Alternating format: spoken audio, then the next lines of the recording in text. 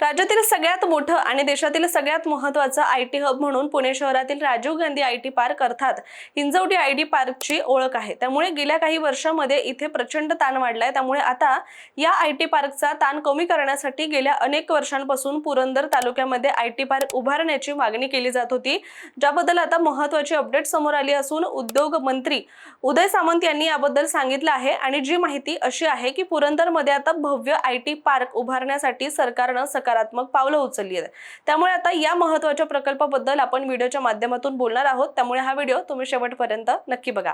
नमस्कार, मी रामेश्वरी आणि तुम्ही पाहताय कट टू कट। पुण्यातील राजीव गांधी इन्फोटेक पार्क म्हणजेच हिंजवडी आयटी पार्क हे फक्त एक आयटी क्षेत्र नाही तर संपूर्ण पुण्याच्या अर्थव्यवस्थेचं इंजिन सुद्धा मानलं जात आहे। या आयटी पार्कमध्ये देश विदेशातील अनेक मोठ्या कंपन्या कार्यरत असून लाखो तरुणांना इथे रोजगार मिळतो। हिंजवडीमुळे पुणे शहराची ओळख केवळ शैक्षणिक केंद्र अशी न राहता एक आयटी सिटी म्हणून सुद्धा आता निर्माण झाली आहे। या भागामुळे राज्याच्या अर्थव्यवस्थेला सुद्धा मोठा हातभार लागतोय आणि आयटी कंपन्यांमधून मोठ्या प्रमाणात परकीय चलन सुद्धा मिळत असल्याने महाराष्ट्राच्या आयटी निर्यातीमध्येच हिंजवडीचा मोठा वाटा सुद्धा आहे।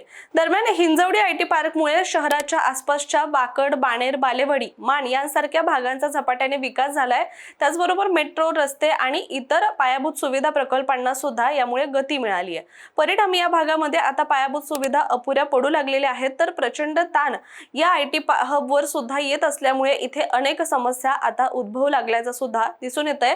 जसे की पावसाळ्यामध्ये या भागात पूर परिस्थिती निर्माण होते, वाहतूक कोंडी ही इथली सगळ्यात मोठी आता समस्या बनली आहे। तर इथल्या निकृष्ट दर्जाच्या रस्त्यांमुळे सुद्धा नागरिकांना रोज या त्रासाला सामोरं जावं लागतंय।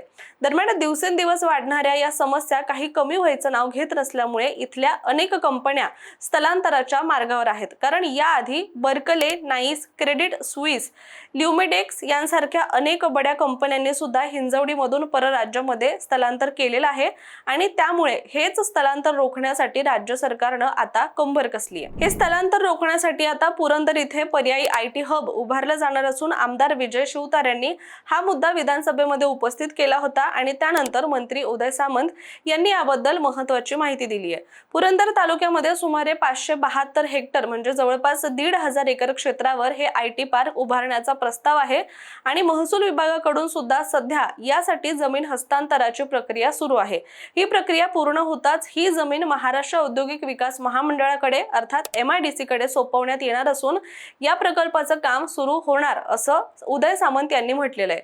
दरम्यान पुरंदर आयटी पार्कसाठी पहिली बैठक ही 24 जुलै 2024 मध्ये पार पडली होती आणि त्यानंतर ऑक्टोबर 3, 2025 मध्ये झालेल्या बैठकीमध्ये महसूल विभागाच्या जमिनीवर आयटी पार्क उभारण्याचा सल्ला देण्यात आला। त्यानंतर 27 फेब्रुवारी रोजी महसूल विभागाला याबद्दल औपचारिक विनंती पत्र पाठवण्यात आलं।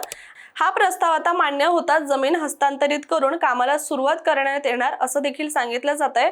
दरम्यान पुरंदर हाच भाग का, तर पुण्याच्या भौगोलिक स्थितीचा विचार करता पुरंदर हा आयटी पार्कसाठी योग्य पर्याय आहे आणि केवळ जागेची मोठी उपलब्धता हीच या प्रकल्पाची जमेची बाजू नाही, तर ही शासनाची महसुली जमीन असल्यामुळे ती उपलब्ध झाल्यास प्रकल्पासाठीचा खर्च सुद्धा मोठ्या प्रमाणात कमी होणार असं म्हटलं जात आहे। दरम्यान विधानसभेतील चर्चेमध्ये सहभाग घेताना राज्यमंत्री इंद्रनील नाईक यांनी सुद्धा या मुद्द्यावर शिक्कामोर्तब केलेला आहे। आता सगळ्यांना पडलेल्या प्रश्नावर आपण बोलूया, ते म्हणजे हे आयटी पार्क पुरंदरमध्ये नेमकं कुठे असेल आणि ते कसं असेल। तर पुरंदर तालुक्यातील दिवे, कोडीत आणि चांबळी या परिसरामध्ये आयटी पार्क उभारण्याचा विचार आहे। या भागात हे आयटी पार्क उभारलं तर सगळ्यात महत्त्वाचा मुद्दा म्हणजे हिंजवडी आयटी पार्कमध्ये ज्या चुका झाल्या त्या पुरंदरसाठी इथे टाळता येऊ शकतील। त्यामुळे भविष्याचा विचार करता हे आयटी हब उभारलं जाईल। दुसरी महत्त्वाची गोष्ट म्हणजे इथे विस्तीर्ण जागा, रुंद रस्ते, नियोजनबद्ध इमारती आणि आधुनिक सुविधा इथे असतील। परिणामी वाहतूक कोंडी होऊ नये, पावसाळ्यात पाणी समस्या उद्भवू नये यासाठी आधीच खबरदारी सुद्धा घेता येणं शक्य होणार आहे। तसंच पुरंदर परिसरामध्ये जमीन उपलब्धता तुलनेने जास्त असल्यामुळे मोठ्या टाउनशिप, राहण्याची सोय, शाळा, हॉस्पिटल यांचा सुद्धा समावेश असलेलं एक वॉक टू वर्क असं मॉडेल सुद्धा विकसित करता येऊ शकतं आणि यामुळे कर्मचाऱ्यांना राहणीमान सुद्धा त्यांचं सुधारेल, सुलभ होईल आणि याचबरोबर प्रस्तावित पुरंदर विमानतळ आणि इतर कनेक्टिव्हिटी प्रकल्प इथे पुढील काही वर्षांमध्ये पूर्ण होत आहेत आणि त्यामुळे या पुरंदर आयटी पार्कला सुद्धा अधिकच महत्त्व भविष्यामध्ये नक्कीच प्राप्त होणार आहे। आणि याचबरोबर पुणे शहरातील गर्दी कमी होऊन विकासाचा एक विस्तार ग्रामीण भागाकडे सुद्धा होण्यासाठी मदत होणार आहे। शिवाय पुरंदरमध्ये आयटी पार्क केल्यावर पुण्यातील आयटी कंपन्या बाहेर जाण्यापासून रोखल्या जातील। याचबरोबर भविष्यातील आंतरराष्ट्रीय विमानतळाची शक्यता आणि रस्ते जोडणी पाहता हे नवं आयटी पार्क जागतिक कंपन्यांना नक्कीच आकर्षित करू शकेल असा दावा सुद्धा करण्यात येतोय। शिवाय सध्या राज्य सरकारनं डॅमेज कंट्रोल करत हिंजवडीला एक भक्कम व भव्य पर्याय उभा करण्यासाठी पुरंदर आयटी पार्कची घोषणा केली आहे आणि त्यानुसार जर हा प्रकल्प वेळेत आणि सुयोग्य नियोजनानुसार पूर्णत्वास गेला तर पुण्याचे आयटी वैभव हे केवळ टिकून राहणार नाही तर ते महाराष्ट्राच्या औद्योगिक मुकुटावर आणखी एक मानाचा तुरा रोवला जाईल यामध्ये शंका नाहीये। पण आता हे सगळं प्रत्यक्षात कधी उतरणार तोपर्यंत यामध्ये आणखी किती अडथळे निर्माण होतात हे पाहणं सुद्धा महत्त्वाचं ठरणार आहे।